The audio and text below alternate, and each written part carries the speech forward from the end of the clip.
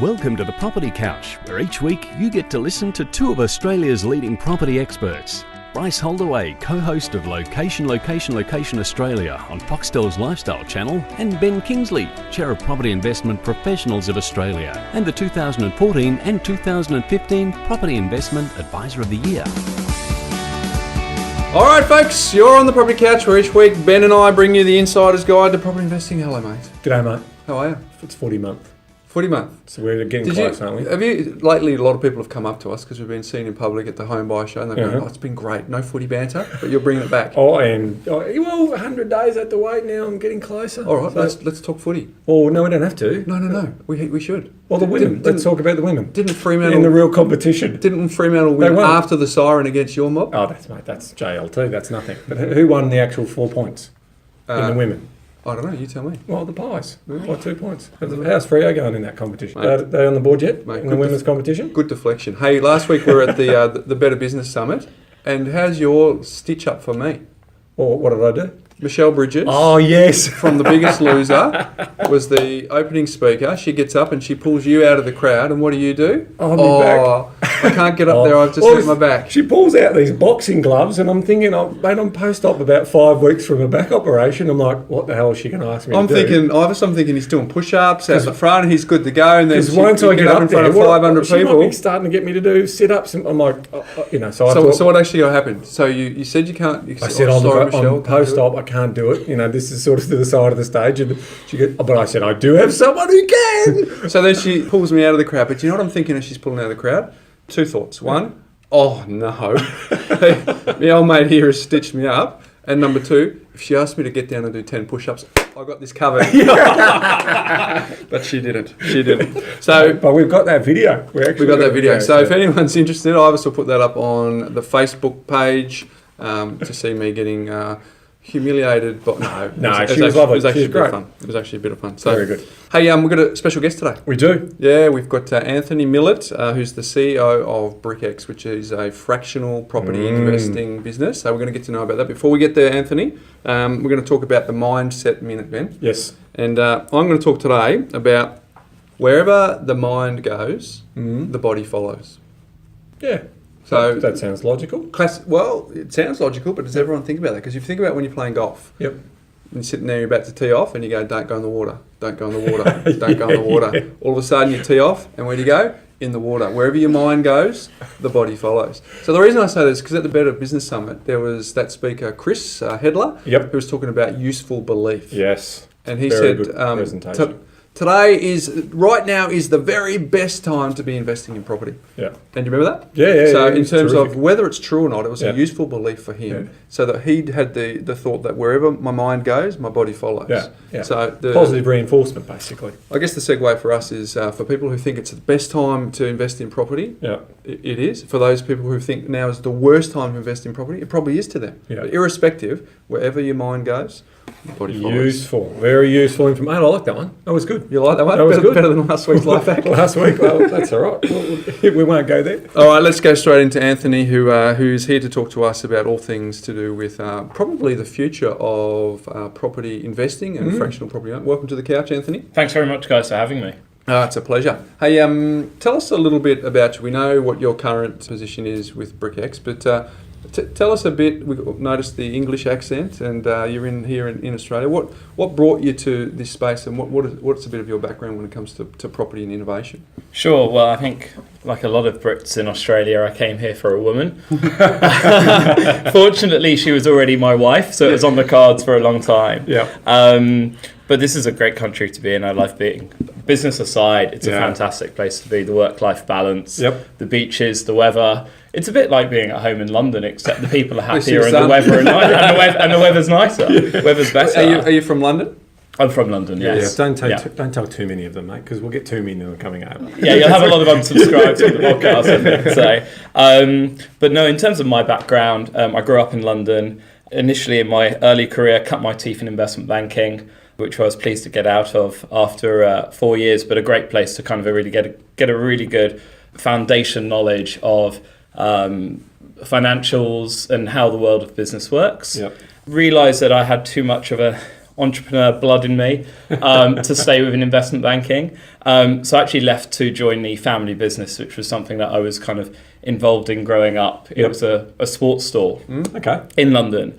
And my father had paid someone to develop a website, and it was starting to kind of take off, but the business needed some more managerial expertise, some more operational expertise, none of which I had, but I said I was willing to have a go. You convinced your dad you had? And Dad, so, come on, I've got this. Yeah, so it was a good way out of investment banking, and it was a fantastic story over that 5-year period from 2008 to 2013. Yep. We built Europe's largest independent sports online store. Wow. Growing it from $500,000 in revenue to over $70 million in revenue. Wow. Yeah, that's a and then story. managed to exit that business in late 2013. Fortunately, being able to secure the financial freedom for my parents, which was great. Yep. And then it was I took a little bit of time out, kind of thinking, what will I do next? Was really interested in the private equity VC type route. But after a year out, realised I had way too much energy to just sit on the fence. Sit on the fence or sit in the stands, investing in people's businesses, and actually wanted to get my hands dirty again. So moving to Australia was always on the cards. My wife's Australian. We knew we'd come over for a few years at some point. Yep. And so got here and started to learn about the Australian environment, the tech environment, and all different sectors. And was really lucky to come across BRICKX and the founder of BRICKX, Marcus Calbetzer, quite early on in that exploratory time. Yep. And was just completely fascinated and blown away by the potential of what BRICKX can do. Yep. So very quickly asked Marcus, he asked me and I asked him if we could get together and I can get on board. Yep. And that's kind of where I started with BRICKX. So where did Marcus get his thoughts around? Like, where did the innovation come from?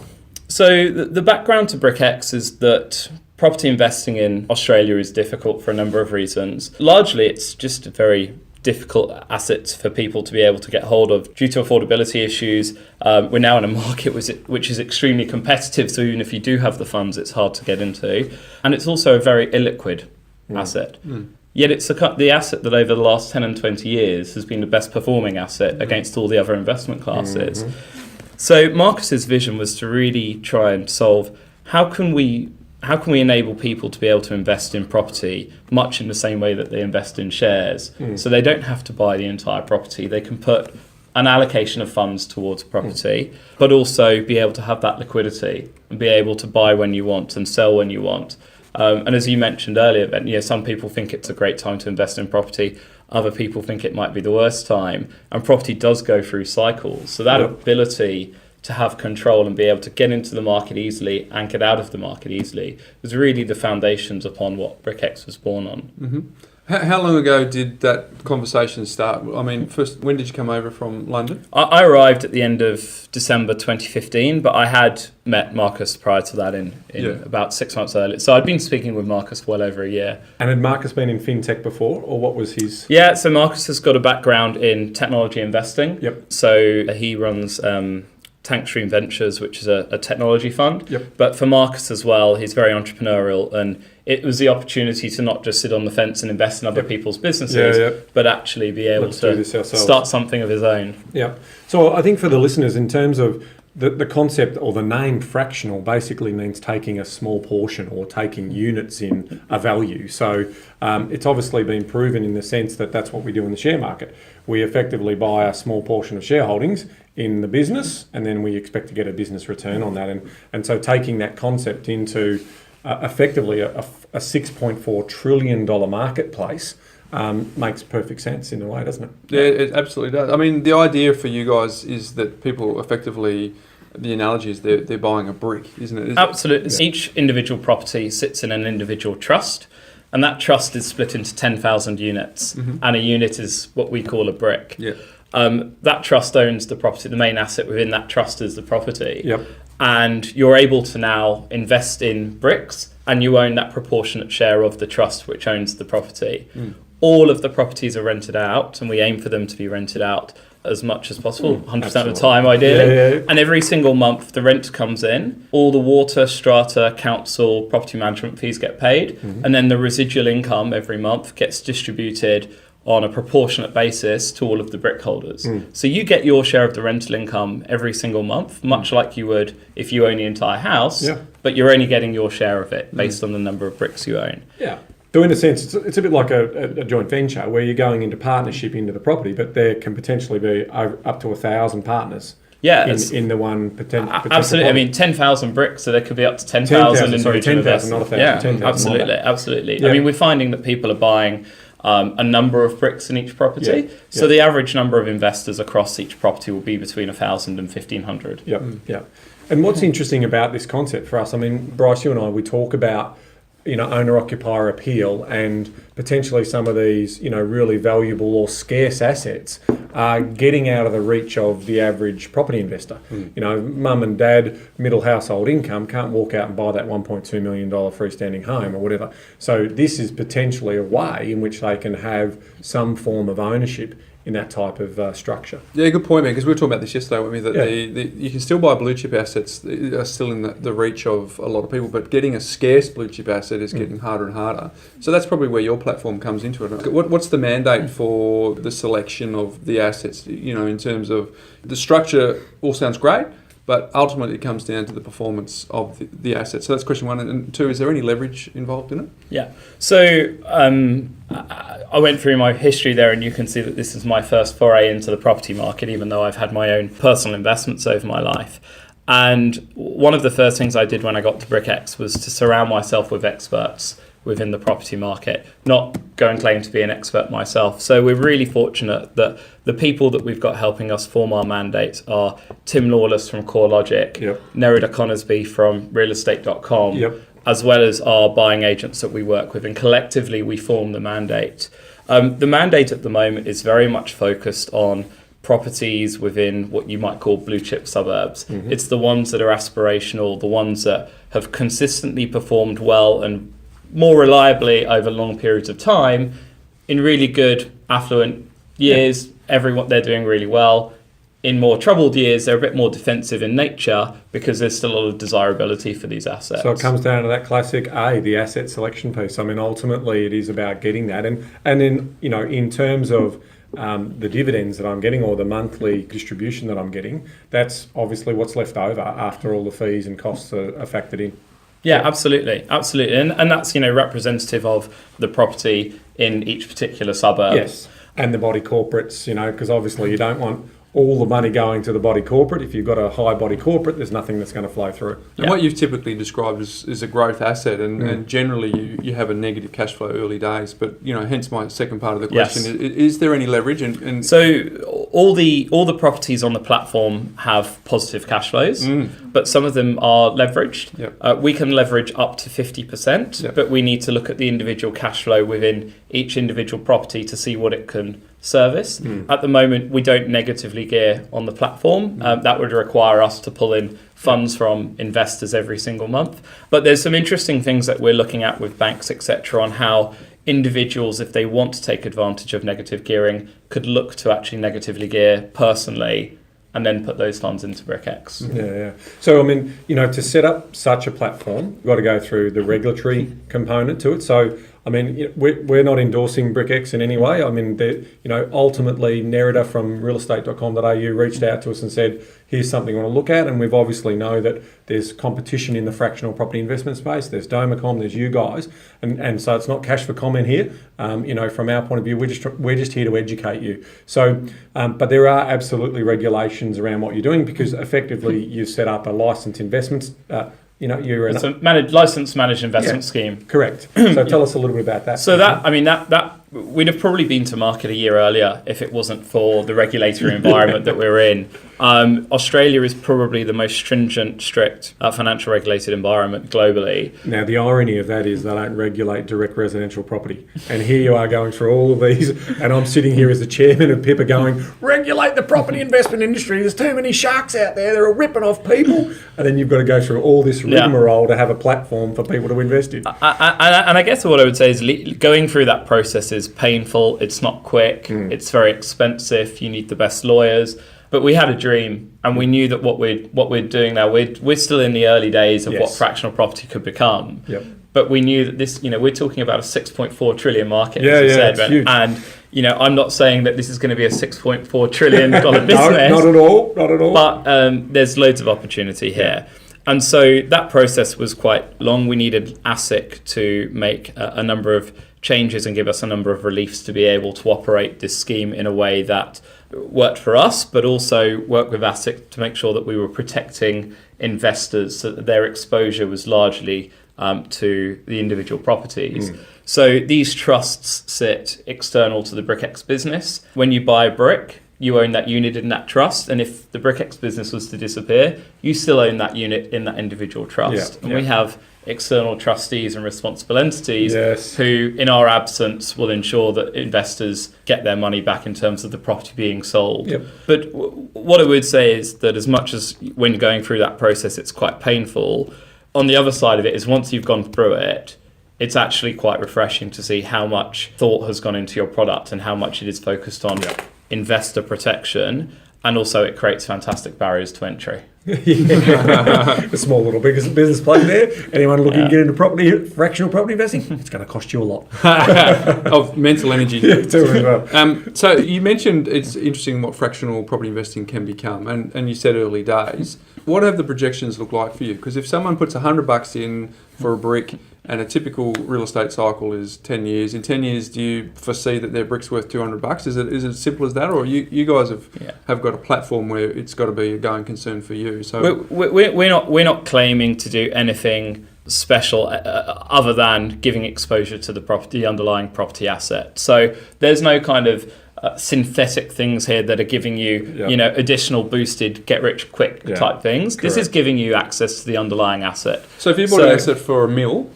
and in 10 years' time it went to 2, so then the value of the brick would be double if there was no leverage in that. Exactly. So we actually get the properties independently revalued every 6 months, and that gives transparency to the investor of what, in the independent valuer's opinion, is the brick is worth. That independent valuation is really important for 2 reasons. First of all, as an investor, you want to know what your investment's worth. But the thing that's quite neat about our product is that we've got a liquid secondary market, or an exchange where people are able to put their bricks up for sale whenever they want. And for someone to be able to sell a brick, they need someone to come along and buy that brick. And that independent valuation essentially underpins the trust and confidence from the buyer to buy that brick at what is seen as a fair value price. That's the trick. I mean, trick's not the right word. That to me was the most important part, and that's going to be the test of the success of fractional property investing. So, for those people who are thinking about that, your potential brick or bricks go onto a market, and they're exchangeable through that platform.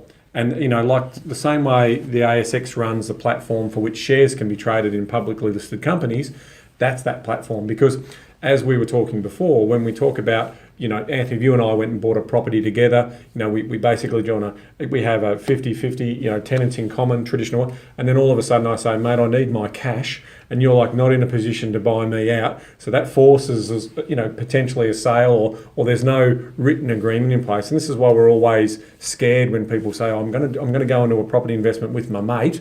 We sit there and go from a professional advisor's. It's a good way to break up a friendship. Yeah, it is a good way, because then he meets the new girlfriend, and then she wants the new home and start the perfect life, and you're sitting there going, but we've only held it for 3 years, and so we're going to have to sell, we're going to lose on it. And so that's, whereas this is effectively, where your biggest challenge is to find an audience for that secondary market, isn't it? It is. I mean, we're lucky that we're in a country where there's no shortage of people that are interested in investing in property. True. So we definitely think of ourselves as trailblazers in terms of educating people that this is a new way to be able to get in. Yeah. You're absolutely right. The breaking down, the democratizing of property ownership, and not having to do it with your mate. Yeah. Do it with your mate if you want, but here you can invest whatever amount of money you want on your own time horizon. And the thing that does underpin that quote about your own time horizon is the success of liquidity. And we've been really pleased with what we've seen. Since October to the end of February, the average, or the median time it's taken for someone to sell their bricks is 1.7 hours. And compare that to selling a home. Yeah. Yeah, because that was my next question. It's been market tested. You've had secondary and third and fourth time around, or has it just been second time around for the brick exchange? Have you had multiple on the same bricks? We don't kind of mark bricks in that way. Yeah. But what we really focus on is when someone who's invested wants to put their bricks up for sale. Yep. How good is their experience? How quickly can they get out? Yep. Now, some people, because you get to choose the price that you put your bricks up for sale, some people are completely unreasonable and, it's worth $100. They want to sell it for $300. It's not going to sell very quickly. Well, they might find some, novice investor who gets on there and thinks I have to pay $300 for this brick. Yeah. Well, isn't it just the price, the product of the most recent valuation you've done, or is that? Well, you still get to choose it because we have a lot of investors that come on, buy a brick and instantly put for $100, let's say, and instantly put it up for sale for $200 and just want to leave it there until someone's willing to buy it for $200. For us, we don't want people overpaying for bricks, overpaying for properties. Yep. It's the same. Overpaying for a brick by 30% is the same as going to an auction and overpaying for a property by 30%. Totally. So, we really want to educate our customers on this independent valuation being a bit of a linchpin, a bit of a benchmark that trading should occur around. Yeah. And obviously, setting up structures like this, and it's a commercial enterprise, so you're in the business to make a quid in terms of, as part of opening up the market for new entrants and new innovation and disruption. So that's what, obviously from my point of view, this is where the world's going in property, and this is how you get creative when things potentially get too expensive for people. I mean, what happens in the share market is, let's say a company goes to $100 a share, they do a 4-for-1 split, and they basically bring the share back down to where people they feel psychologically it's cheaper to buy that, and that's how they can potentially get a further run on the value. So it's a commercial enterprise, you've got some costs, so you're obviously, the responsible entity, running the platform, managing the team and so forth. So do you have a rough idea of what those percentage-wise, what sort of fees we're up for in terms of getting on the platform? For investors, it's really simple and really transparent. Yep. It's a 1.75% transaction fee when you buy or when you sell bricks. Yep. So you're in for 3.5%. Yep. You could buy today and sell today if you so wanted, and you probably, after fees, wouldn't be you'd have lost a little bit. Yes. But if you want to hold for just 1 year or you want to hold for 10 years, the fee is exactly, it's 1.75%. On the secondary market as well? On secondary market as well. There's no funds under management fee. There's no performance fees. Very, very simple. Stamp duty on those transactions? So there's no stamp duty on the trading of individual bricks. Yeah. But when we buy the property, of course, you've got all the costs that are involved. Yeah, so the capital cost, which is traditional, so just again for those new to property investing, when you buy a property, the actual stamp duty is part of what we call the capital cost. Okay, so you can't actually, unless you're buying in Canberra, which is what our accountant tells us, you can write that off because it's a leasehold, it's not actually a freehold. So what we're talking about there is, let's say it's $20,000 in stamp duty. That stamp duty is part of that capital cost. So if that property moves from $500,000 to $600,000 and we sell it for $100,000 profit, we can actually take that stamp duty, that $20,000, and we don't have to pay tax on that because it's part of the capital cost. In the brick sense, what's happening there is that's being calculated into the cost of the brick. It's calculated into the cost on day one, of the brick. Yeah. But we actually amortise it over a 5-year period, so that as an investor on day one, you're not penalised for all the costs. Whole lot. Yeah, if you invest in year 2, year 3, year 4, you're going to pay your fair share of the costs based on the time that you're involved with. Yep. The other great thing about being able to do fractional property investing this way is, even though it's a financial product, so you get, you're taxed in the normal ways of any income you receive, you'll pay in that year. If you hold your bricks for over 12 months and sell them, you'll get the capital gains reduction relief. But in addition, though, we do get the benefits of property depreciation reports. So all of the properties have those depreciation reports, and those benefits are passed on to investors at year end. Great.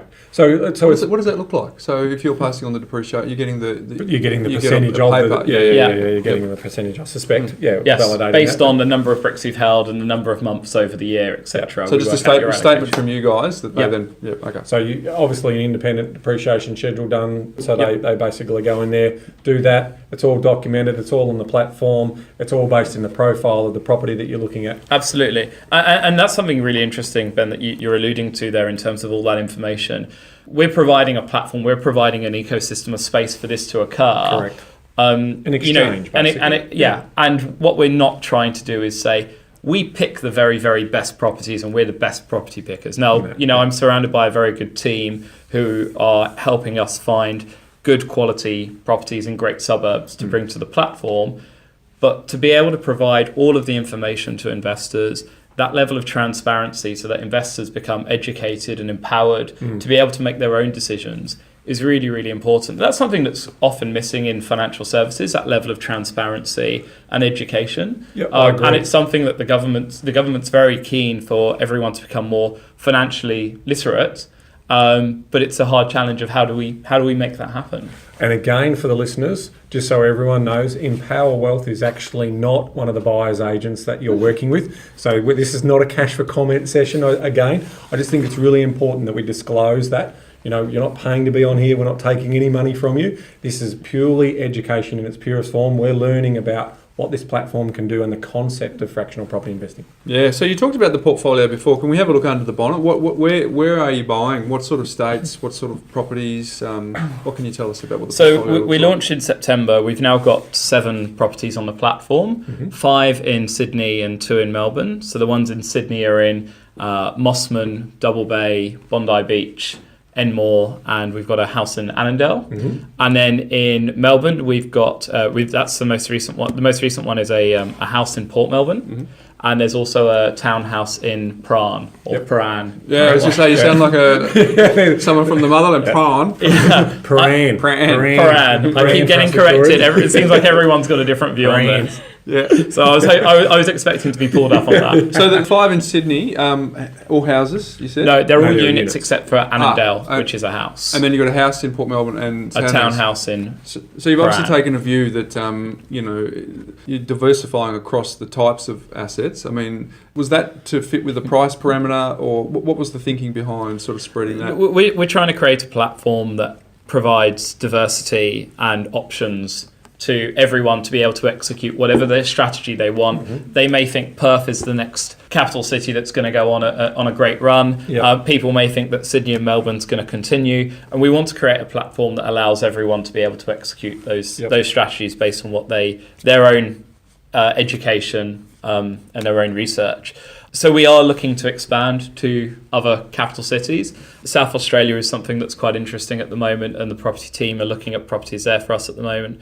And also in Queensland, we've just done a survey with all of our investors, and Brisbane is where they would most like us to next buy something and give them that opportunity. So we're constantly engaged with our investors whilst also getting the advice from Tim Lawless and Nerida on the economic backdrop to everything to work out where we should be going next to provide that opportunity. Supply, demand concepts and all that around that as well. Tim and Nerida have both been on the couch, so they're obviously very credible. I mean, if someone's listening to this and they are thinking, well, I live in Tasmania and I live in Battery Point, which is blue chip Tasmania, do you envisage that at some point in time you will have exposure in all markets, or do you think that there's the mainland capital cities that might be your focus? No, we talk about Tasmania a lot in our quarterly meetings that we have as a buying committee, and it is our vision that hopefully within the next 12 months we'll have exposure in all the markets.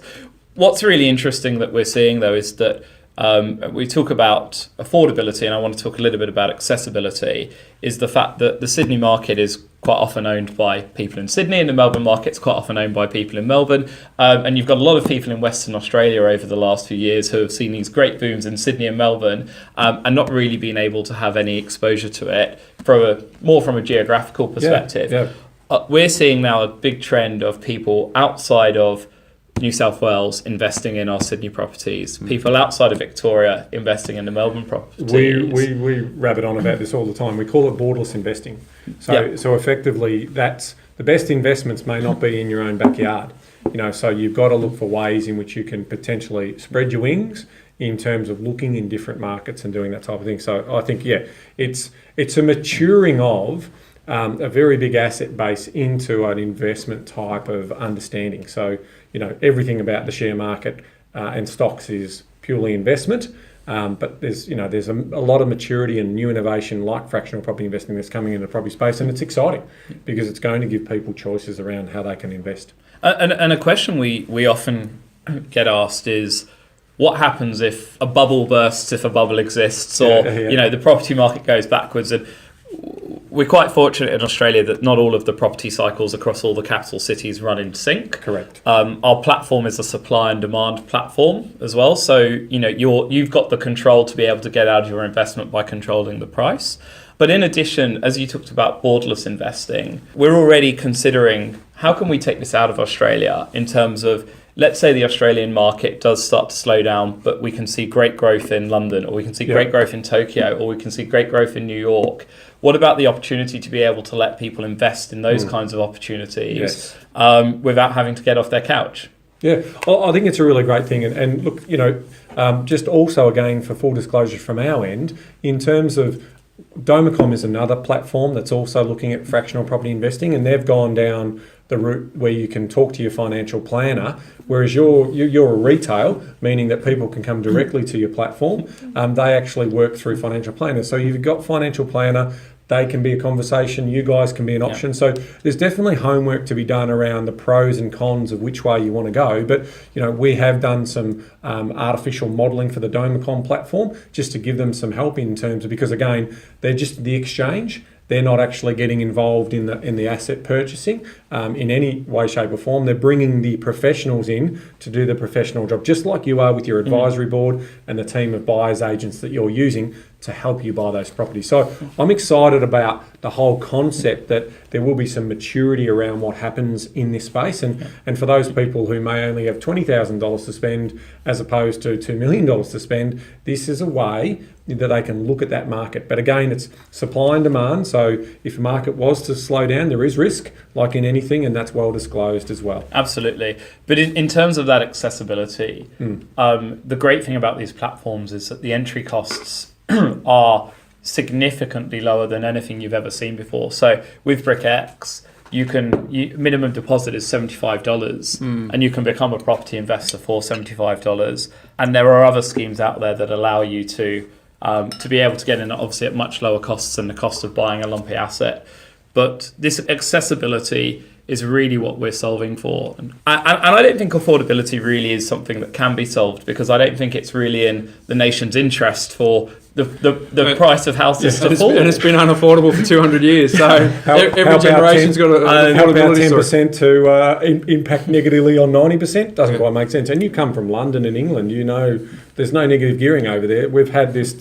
Check out the other podcasts if you want me to tee off on. Hey, a couple of quick questions for you. You mentioned the minimum 75. Yeah. What's typical? And I think this might be a silly question, but is there a maximum? There is a maximum ownership of any individual property of 5%.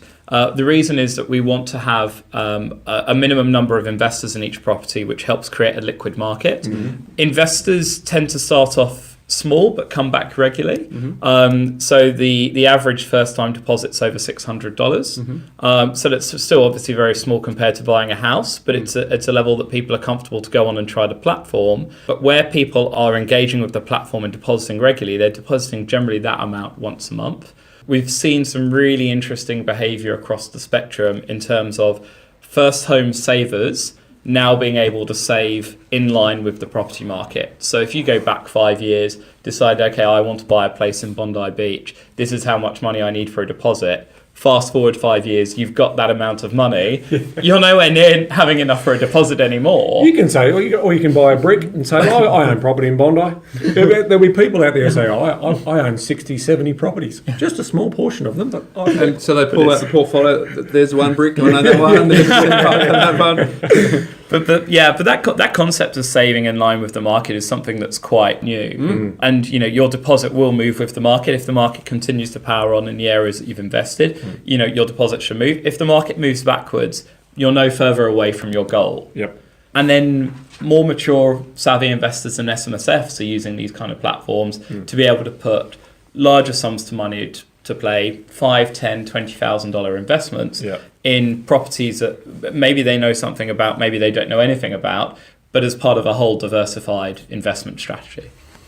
I guess as the CEO of BRICKX, you're going to be constantly in favour of your features and benefits. But if we sort of step out of that, why did Anthony Millet decide that fractional property investing was the space that you thought there was potential in? Over and above that, you've got a really strong belief in your product. Why that particular space of all the spaces you could have been in?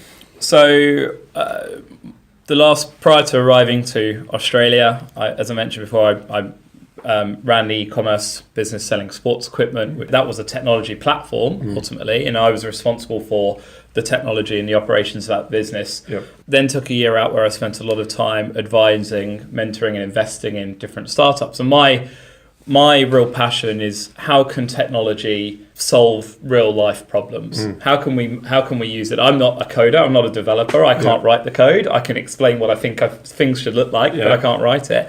But how can we leverage technology to solve real problems? And when I got to Australia and spent a lot of time understanding the Australian ecosystem, especially kind of this early stage business and startup world, there are a lot of businesses here, fantastic businesses here, that have to rely on global expansion to become sustainable. And I've done the global expansion piece before. It worked very well, but I know how hard it is to do. Australia is a country that has significantly higher costs than the rest of the world.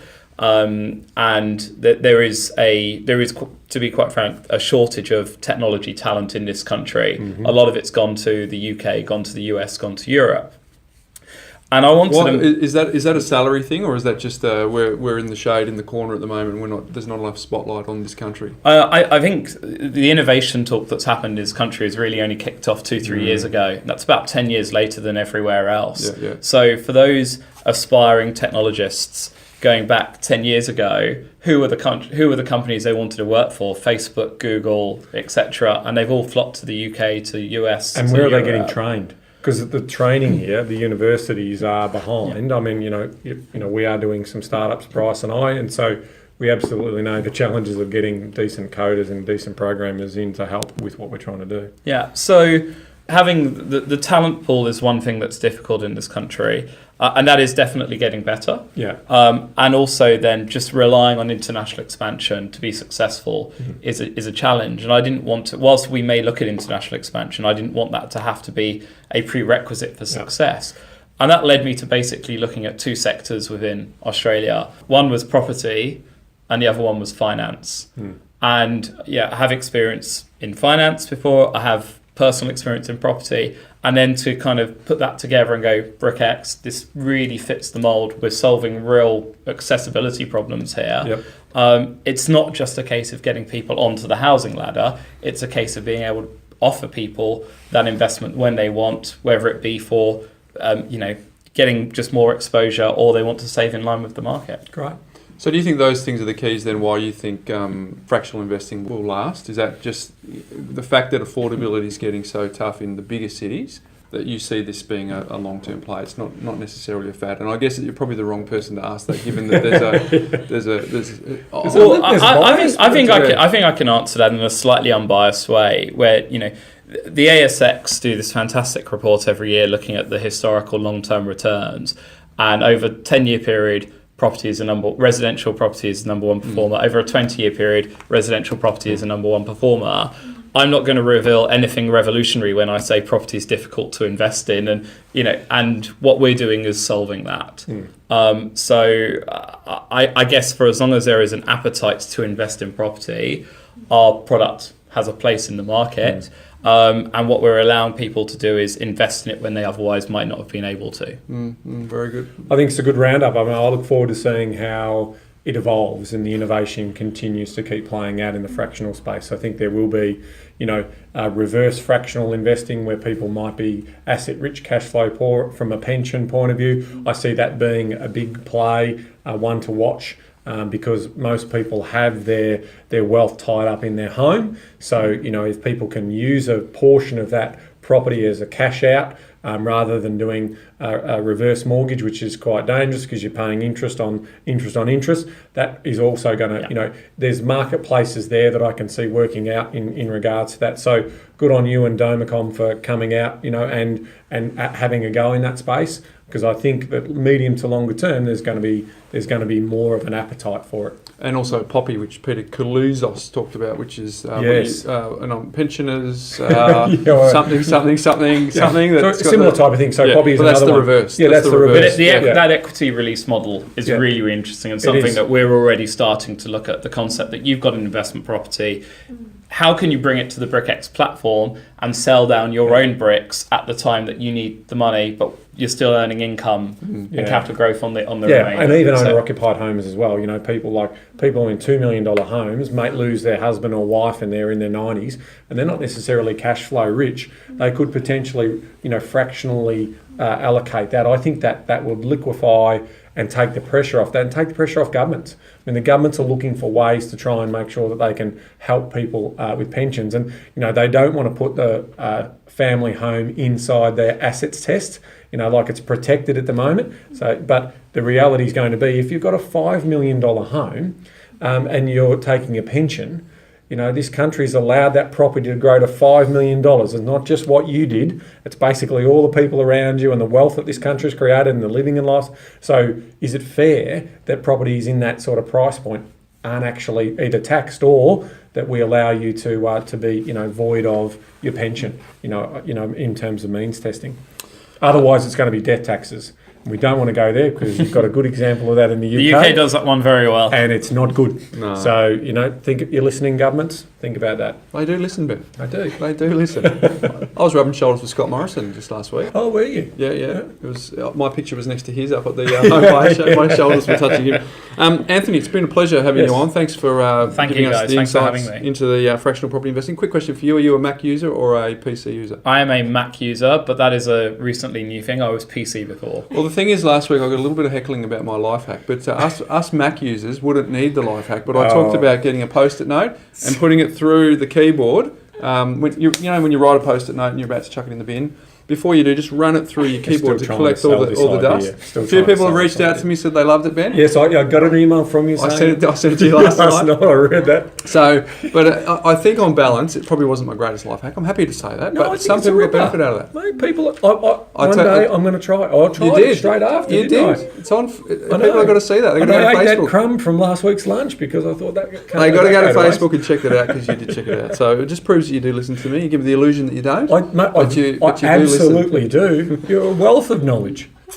Here we go. So the life hack this week, I'm upping the ante a little bit. Oh. Today's is thanks to Jake in the office here. Yes. Waze, W-A-Z-E. You familiar with that? I am familiar with Waze, yeah. Waze is an app that you get on your phone. Ivis is looking at me. It's we're all used to using Google Maps, but it's a crowdsourced traffic. So I'm wanting to get from my house to the office. Yes. You're familiar with this one? Yeah. Uber drivers can use it as well. Looks like Ivis has just let us know that Google Maps has just bought it because it's such a such a good idea. But when the competition gets good, you're either predator or prey, and that was prey. So Google Maps is an algorithm getting me from A to B. Yeah. Waze is an algorithm that uses crowdsourced traffic to say, well, cut down this street, go down this street, take this one, and you'll actually shave a few minutes off your trip, Ben. Very good. So is that all right? Look, Uber that you can choose which one you want to use when you're taking clients from A to B. That's interesting. They use Waze, or they use Waze. I'm pretty sure they do. I've had 4 Uber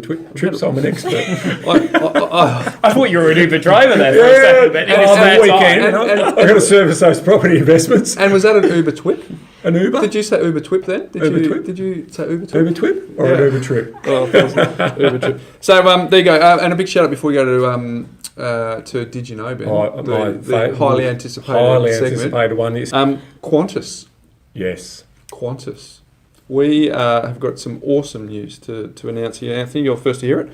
That Qantas are now playing the property couch up in the sky on air. We are going international, Ben. We are. So both national brand, obviously Great Australian brand. Real privilege to get the opportunity to have them, Jetstar and Qantas flights as of April will basically be allowing you to listen to the podcast. So very nice of them. They've given us permission to just give everyone a heads up. So if you're looking to book your next trip and you want to catch up on an episode of the podcast. That's right. If someone's faced with a decision, Ben, and they want to catch up on the property couch, they'd want to go Qantas or Jetstar. So, but no, all jokes aside, we find that a terrific privilege that they've asked us to go up in the sky, which is good. So location Australia was also up in the sky, Ben, with Qantas. So I'm very fortunate to be involved with this iconic Australian brand. So did you know? Well, before we do that, can I just also have a quick shout out? we're after investment savvy mortgage brokers. So I the business is growing. We don't talk about it too much on this, but if you're interested in a career in mortgage broking, to become an investment savvy mortgage broker, if you're already a mortgage broker and you're looking for an opportunity to work for what we think is a fun company with really strong cultures about helping our clients achieve wealthier tomorrows, we'd love to hear from you. And the bonus is they'll get to meet the Stig. I get to meet the Stig, maybe even get to sit close to the Stig, which is very hard to do. I mean, every time I used to sit next to her, but she kicked me out into the storeroom. Yeah. So I know I live in the storeroom. But yes, that's great. So if you're interested to learn more about that, info at the Property Couch. Info at the Property Couch, and if you're interested in buyers agents, why not send an email there as well? Yeah, we're always looking for fresh talent now. That's Victoria and also New South Wales. That's my own little plug. Now, can I talk about?